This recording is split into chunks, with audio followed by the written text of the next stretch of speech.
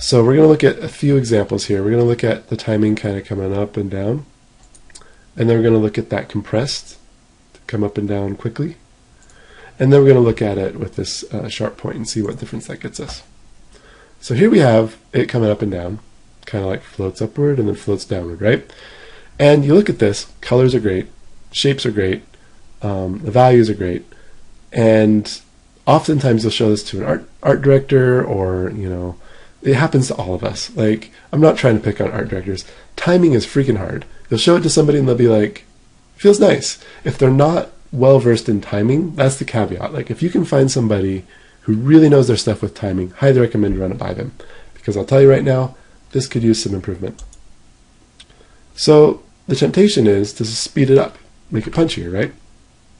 Ain't gonna happen.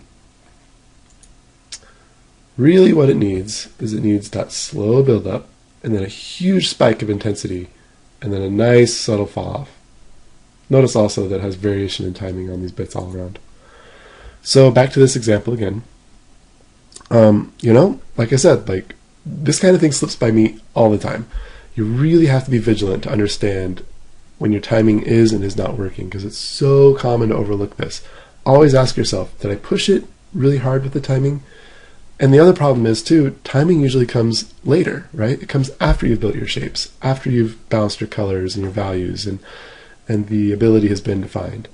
Now, because it comes after all of that, you might have a little bit of fatigue working on the effect, and you might be kind of done with it. I'm saying you, but this is exactly what happens to me all the time.